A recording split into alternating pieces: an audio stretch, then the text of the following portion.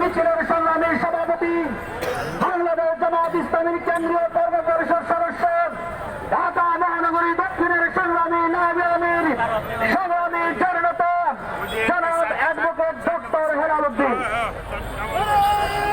বিসমিল্লাহির রহমানির রহিম।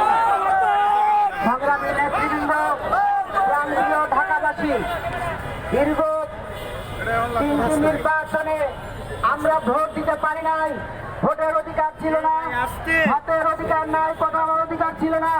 জুলাই বিপ্লবের পরে যখন মানুষের স্বপ্ন ছিল এবারে তারা সুন্দর উৎসব মুখর পরিবেশে ভোট দিবে, আমরা দেখতে পেলাম সারা দেশের মানুষ উৎসবের মতো ঢাকা থেকে বাড়ি যাচ্ছে এবং তারা স্লোগান দিতে দিতে যাচ্ছে, বিভিন্ন মোড়ে মোড়ে তারা স্লোগান দিচ্ছে। ভোট দেওয়ার পরে সবাই একের দিকে আরেকজন তাকিয়ে রেজাল্ট দেখে অন্যরকম, ভোট দিলাম এক প্রতীকে, রেজাল্ট হচ্ছে অন্য প্রতীকে। এরা কোনোভাবেই জনগণ মেনে নিতে পারছিল না। কেন্দ্রীয় অফিস থেকে আমাদের আমিরে জামাত সেদিন ব্রিফ দিয়েছিলেন, বুকে পাথর চাপা রেখে আমরা এই ফল মেনে নিচ্ছি। কারণ হলো 10টার আগ পর্যন্ত রেজাল্ট ছিল একরকম, 10টার পর থেকে রেজাল্ট শুরু হয় আর এক রকম। তখনই মনে হচ্ছিল পরিষ্কার ইঞ্জিনিয়ারিং, কিন্তু আমরা প্রমাণ ছাড়া কথা বলি নাই। বাংলাদেশ জামাত ইসলামীকে আদর্শ লালন করে আজকে সেই স্বঘোষিত ইঞ্জিনিয়ারিং যারা করেছে তারাই আজকে পরিষ্কার করে দিচ্ছে, রাজ সাক্ষী হিসেবে তারা ঘোষণা দিচ্ছে। জামাতকে তারা ঠেকিয়ে দিয়েছে, মেইন স্ট্রিমে যেতে দেয় নাই, বাধা দিয়েছে, বিরোধী দলের মধ্যে ক্ষান্ত করে রেখেছে। তারা 168 থেকে 100 সিট মাইনাস করে দিয়ে 68টা সিটে এনে দিয়েছে। আমরা এই ঘটনার তীব্র নিন্দা এবং প্রতিবাদ জানাই এবং যিনি পরিষ্কার ভাবে বলেছেন তাকে আইনের আওতায় নিয়ে আসুন।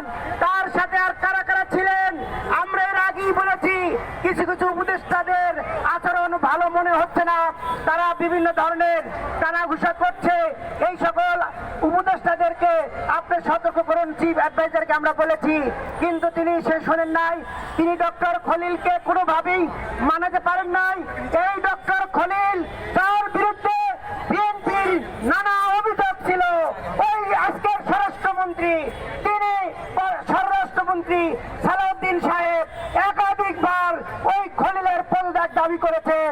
সেই খলিল ওই লন্ডন বৈঠকের পর থেকে, লন্ডন কেলেঙ্কারির পর থেকে তাদের আপন মানুষ বনে যায় এবং তার পুরস্কার হিসাবে আজকে তিনি পররাষ্ট্র মন্ত্রীর দায়িত্ব পেয়েছেন। আমরা ওই খলিল সাহেবকে ধিক্কার জানাই। তিনি তখন পদে থেকে ইঞ্জিনিয়ারিং করেছেন, এখন আবার বর্তমান সরকারের পররাষ্ট্রমন্ত্রীর দায়িত্ব পালন করছেন। অবিলম্বে এই খলিলকে পদত্যাগ করতে হবে। আমরা সরকারের কাছে দাবি জানাচ্ছি, ডক্টর খলিলকে অপসারণ করুন, না হলে জনগণ আপনার বিরুদ্ধে আন্দোলন সংগ্রাম করতে বাধ্য হবে। আমরা অবিলম্বে যারা যারা ইঞ্জিনিয়ারিং করেছে তাদের নাম প্রকাশ করার জন্য ওই রেজওয়ানা হাসান এবং ডক্টর খলিলকে আইনের আওতায় নিয়ে এসে জিজ্ঞাসাবাদ করার জন্য উদাত্ত আহ্বান জানাচ্ছি।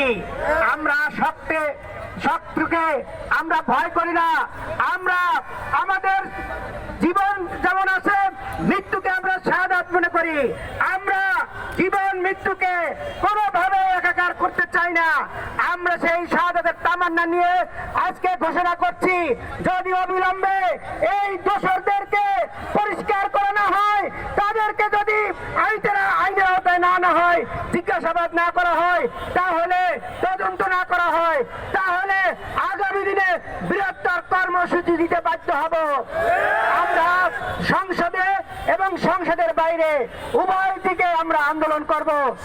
আগামী দিনের সকল আন্দোলন সংগ্রামে আপনাদের সবাইকে বলিষ্ঠভাবে ভূমিকা রাখার উদাত্ত আহ্বান জানিয়ে আজকের সমাবেশের কার্যক্রম এখানেই শেষ করা হচ্ছে। সবাইকে ধন্যবাদ।